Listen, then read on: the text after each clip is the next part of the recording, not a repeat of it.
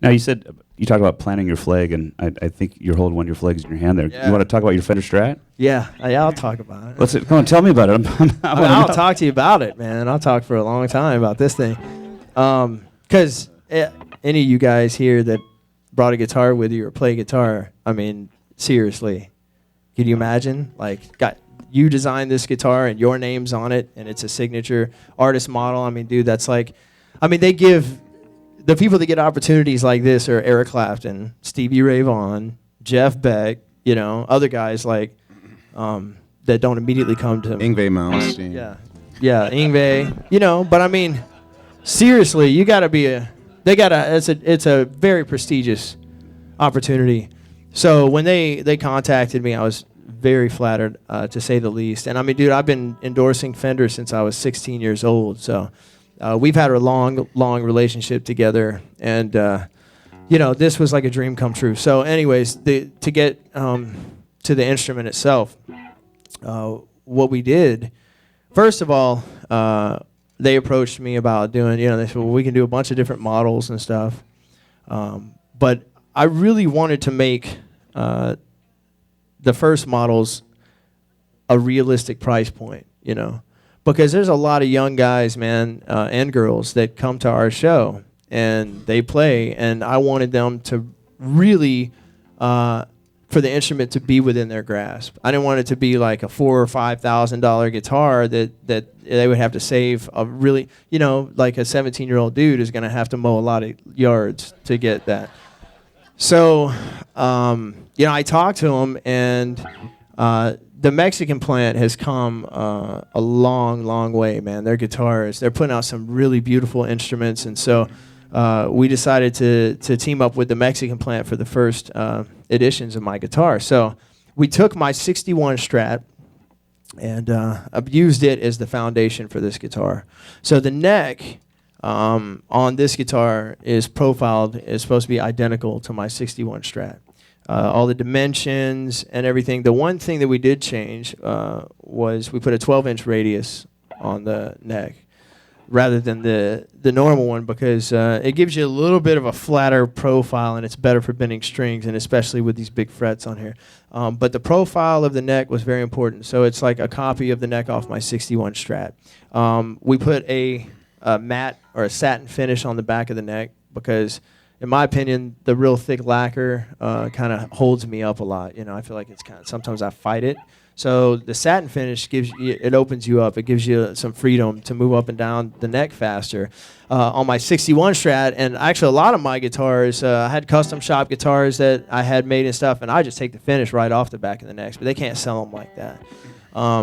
So anyways, we did that. The front of the headstock is glossy, with the exception of this one. Now, this is a prototype, and this is actually a good example for you guys. That's a prototype too, to kind of see some differences in the process, because this is a vintage tint. We were kind of experimenting with different appearances. So this was like a vintage tint that they do, that they treat the wood with this, but I ended up actually going with a natural finish, which I felt like complemented the color of the guitar a lot better than this. So anyways, the headstock is glossy, so it looks like an old 60s Strat with a glossy front headstock, but the whole back is satin.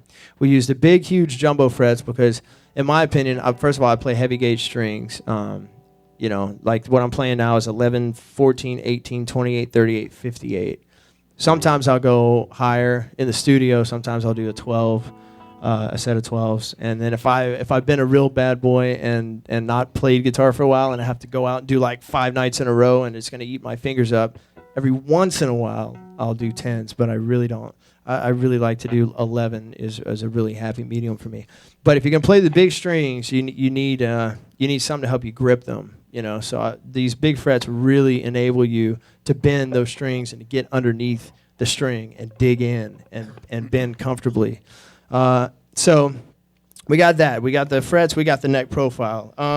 The pickups. These are Kenny Wayne Shepherd designed pickups. I think they call them Kenny Wayne Shepherd custom voiced pickups. I worked with their pickup guru for over a year and a half.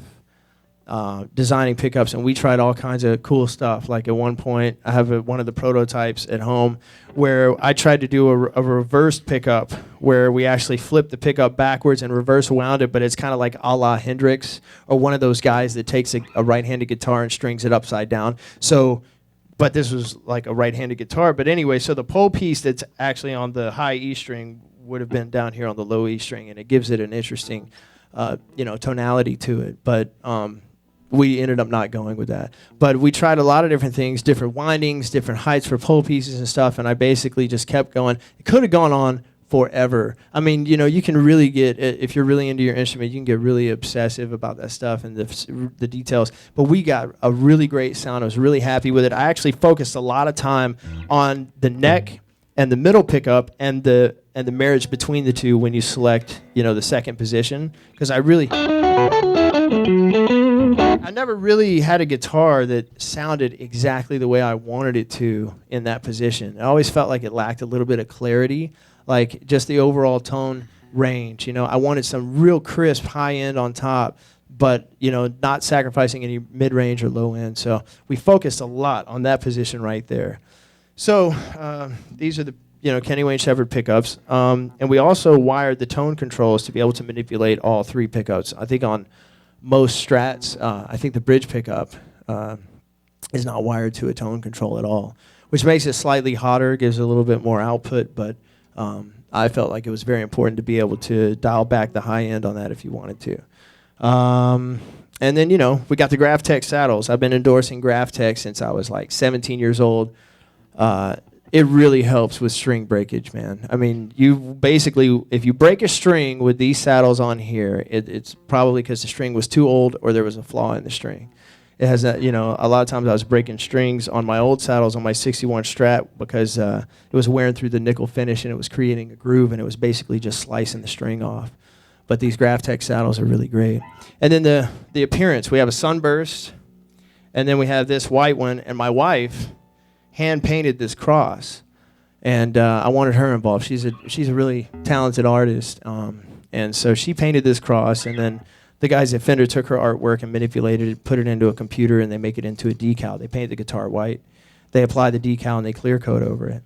And then we have a black one with 2 silver racing stripes because I'm a gearhead. I'm a muscle car guy. I love cars. I love fast cars, and so that's the car guy coming out of me as well.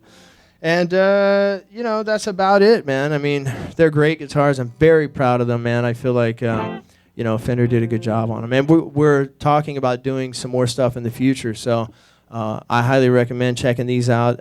But also, keep your eyes and ears open because we're going to be doing some more exciting stuff with them and doing some more Kenny Wayne Shepherd stuff.